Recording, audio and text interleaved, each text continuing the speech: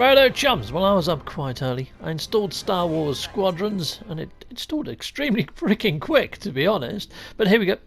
So this is all pre-recorded, but I'm giving you my first impressions and synopsis of what I found. The menus are lovely, the transitions are great, the art style's fantastic, the choice in character creation wasn't all that great, so I ended up with a guy with a tash, which was my good guy. I probably would have removed that, to be fair, but there we are.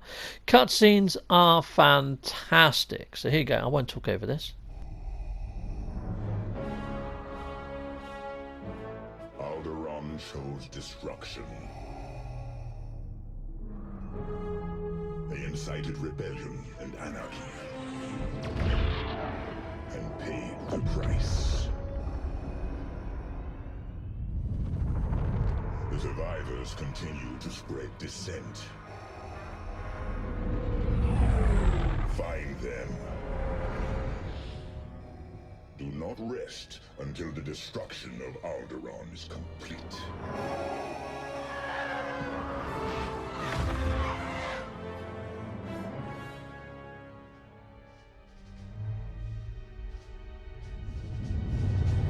Righto, so as you can see, it's freaking ace, isn't it? It's got this sort of shell-shaded, sort of cinematic sort of feel to it. And some of these bits are brilliant. And when they actually transition from cutscene to game, it's very hard to tell that it's actually happened. I was like, oh, I can look around in this bit. Oh, oh, it's the game. Yeah, so it was actually really quite cool. I mean, this bit's quite nice as well. It slowly gets you into the actual mechanics of the game. And even in flat mode, in non-VR, this felt quite immersive with the whole moving of the hands in the cockpit and things like that.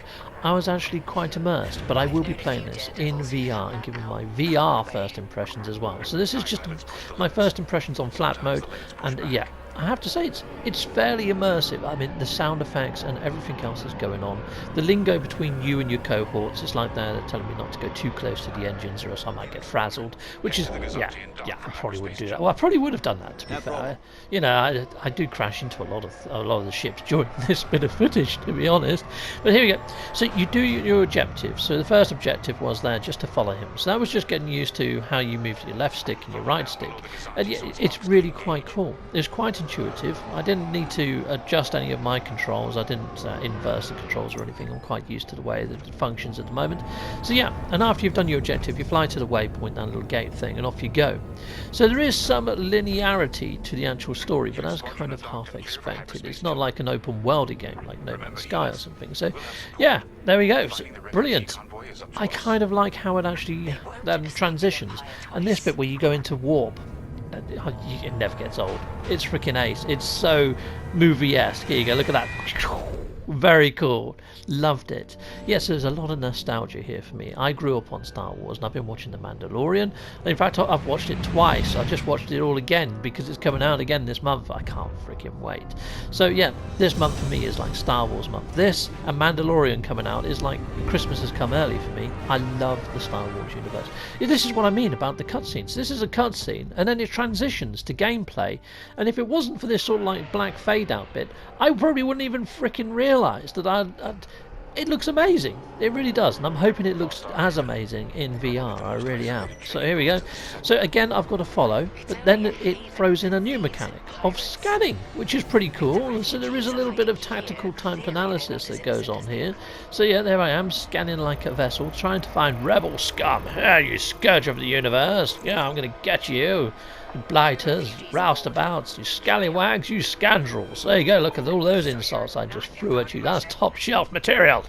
Yeah, so yeah, don't say I didn't warn you. I did say this was a 13+ channel. Anyway, let's see if we can find some rust. Oh, these ones are escaping. Yeah, so I have to actually fry a little volley of. They say don't go crazy.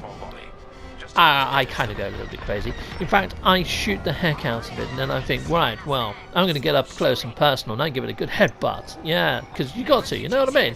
Kapowie! There you are, that completely disabled it. Yeah, I nearly blew myself up doing that, chums. Don't do that. Don't do that. Little tip, word to the wise.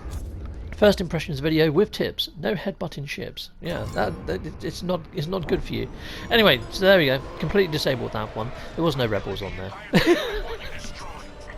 So yeah, and then I follow a signal. Oh, dude, first you got to take out all these turrets, that was kind of fun. But I think I took out a little train that was in front of the turret, and they said, yeah, they're going to charge the Empire for that, and our reputation will never actually recover. Could be why I probably got bronze medals at the end of this, because I blew up stuff that I shouldn't have blown up, and I was headbutting ships. But you live and learn. You live and learn. Let's head on over. Brilliant. So now it moves on a little bit further. I like that it brings you these in stages. So as first just following, scanning, a little bit of shooting, and then you get your first wave of like other ships that come out. Now during the whole of the prologue and the whole of the tutorial, the only ship class I got to try out was the actual fighter. And I do press on with the story mode, and I will be doing story mode sort of episodes, so hopefully you're going to join us for that. So I am going to do a little bit of a playthrough of the story mode. So yeah, bringing that to the channel, watch out for that one. But yeah, taking out these little X-Wings was good fun. I think I shot one of my TIE Fighter friends, just ignore that. Okay, right, so here we go. And this ends up with one of the TIE Fighter friends defecting, probably the one I shot. And anyway, you have to follow him through this sort of like complex, and you have to sort of put all your power to your engines to actually keep up with him, which is quite cool. And these doors are shutting, and if they do manage to shut before you get to them, you have to start the checkpoint again. They didn't make it that easy. The first time I failed. I got hooked up on something because I put all my speeds on and I didn't realise just how fast it went. They do go quite quick. So yeah, I smashed into a rock or something that was sticking out and got snagged. So yeah, I failed once, but yeah, I can't get out of this video. Yeah, yeah, because why not? And there you go, I've made it through. Now at this point, this is kind of where you then get another cutscene, which is fantastic. And then it moves on to, you get to play as the rebels a little bit later on, but here's the actual cutscene. So the rebel ships all sort of escape, and so does that little TIE fighter. Defector! Defector! You roustabout in scum! And that. But then, yeah, just as I was getting into being the Empire, I'm thinking, right, we're going to track him down. We're going to go after this defector. We're going to get that little roustabout, that little defector. But no, you don't. It kind of cuts there, and you get to see this lovely little transition where it then brings in the whole rebel fleet, and the rebel fleet looks freaking ace. I mean, I know I said I like the Empire, but the rebels were a close second for me. I mean, I do love both sides, to be honest. I didn't really care who wins, bad or good in Star Wars, to be honest. But here we go, awesome. I just love the universe. It'd be so cool to learn Jedi powers, wouldn't it? Anyway, I digress. We're going off on a tangent. So here I am in a rebel ship now. So I'm in my own little X-Wing, again a fighter class, but it's really cool.